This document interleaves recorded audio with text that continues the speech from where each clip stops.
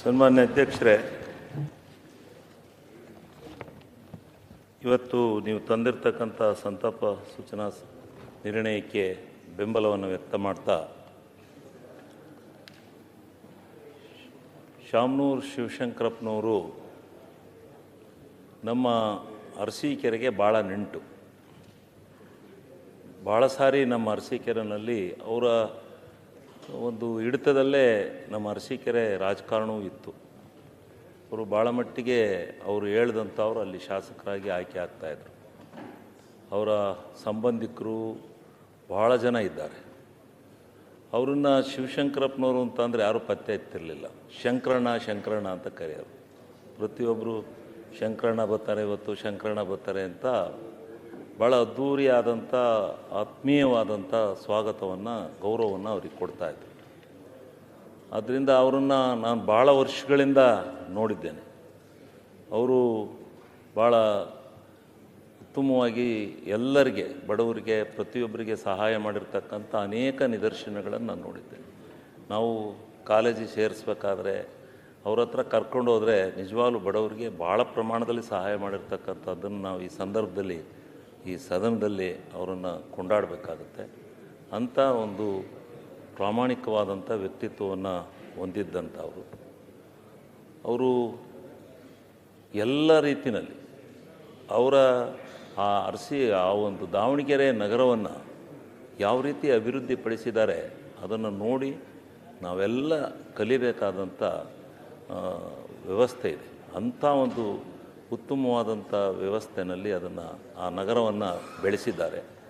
ನಿಜವಾಗಲೂ ಅವರ ಬಾಪೂಜಿ ವಿದ್ಯಾಸಂಸ್ಥೆ ಮತ್ತು ನಮ್ಮ ಸಿರಿಗೆರೆ ಗುರುಗಳ ಹತ್ರ ನಡೀತಕ್ಕಂಥ ಎಲ್ಲ ವಿದ್ಯಾಸಂಸ್ಥೆಗಳು ಎಲ್ಲವೂ ವಿದ್ಯಾಕ್ಷೇತ್ರಕ್ಕೆ ಅವ್ರದ್ದೇ ಆದಂಥ ಒಂದು ಮಹತ್ವವನ್ನು ಕೊಟ್ಟು ಉತ್ತಮವಾದಂಥ ರೀತಿಯಲ್ಲಿ ಅವರು ನಿಜವಾಗಲೂ ನಡೆಸ್ಕೊಂಡೋಗಿದ್ದಾರೆ. ಅವರಿಗೆ, ಅವರ ಕುಟುಂಬಕ್ಕೆ ಎಲ್ಲರಿಗೂ ಚಿರಶಾಂತಿಯನ್ನು ಕೊಡಲಿ. ಅವರ ಕುಟುಂಬದವರಿಗೆಲ್ಲ ನಿಜವಾಗ್ಲೂ ಅವರು ಏನು ದುಃಖ ಪ್ರಾಪ್ತರಾಗಿದ್ದಾರೆ ಅವರಿಗೆ ಆ ಭಗವಂತ ಒಳ್ಳೆಯದನ್ನು ಮಾಡಲಿ ಅಂತೇಳಿ ಈ ಸಂದರ್ಭದಲ್ಲಿ ನಾನು ಪ್ರಾರ್ಥನೆಯನ್ನು ಮಾಡಿಕೊಳ್ತಾ ಈ ಸಂತಾಪ ಸೂಚನಾ ಸಭೆಯಲ್ಲಿ ಮಾತನಾಡಲಿಕ್ಕೆ ಅವಕಾಶ ಮಾಡಿಕೊಟ್ಟಿದ್ದಕ್ಕೆ ತಮಗೆ ಧನ್ಯವಾದಗಳನ್ನು ಅರ್ಪಿಸ್ತೇನೆ. ಸನ್ಮಾನ್ಯ ಸಭಾಧ್ಯಕ್ಷರೇ, ಹಿರಿಯರಾದಂಥ ಶಾಮನೂರು ಶಿವಶಂಕರಪ್ಪನವರ ನಿಧನಕ್ಕೆ ತಾವು ತಂದಂಥ ಸಂತಾಪ ಸೂಚಕಕ್ಕೆ ನನ್ನ ಬೆಂಬಲವನ್ನು ವ್ಯಕ್ತಪಡಿಸ್ತಾ, ಒಬ್ಬ ಹಿರಿಯ ಮೌಲ್ಯಾಧಾರಿತ ರಾಜಕಾರಣಿಯನ್ನು ಕಳ್ಕೊಂಡಂಥ ನೋವು ಬಹುತೇಕ ನಮ್ಮೆಲ್ಲರಿಗೂ ಅನಿಸ್ತಾ ಇದೆ. ಬೆಳಗಾವಿ ಅಧಿವೇಶನದಲ್ಲಿ ಅರ್ಥಪೂರ್ಣ ಚರ್ಚೆಗಳು ನಡೀತಿರ್ತಕ್ಕಂಥ ಸಂದರ್ಭದಲ್ಲಿ ಒಂದು ಕಡೆ ನೋವು ಕೂಡ ಇದೆ. ಇಬ್ಬರು ಹಿರಿಯ ಸದಸ್ಯರನ್ನು ನಾವು ಈ ಬೆಳಗಾವಿ ಅಧಿವೇಶನದಲ್ಲಿ ಕಳ್ಕೊಂಡಿವಿ.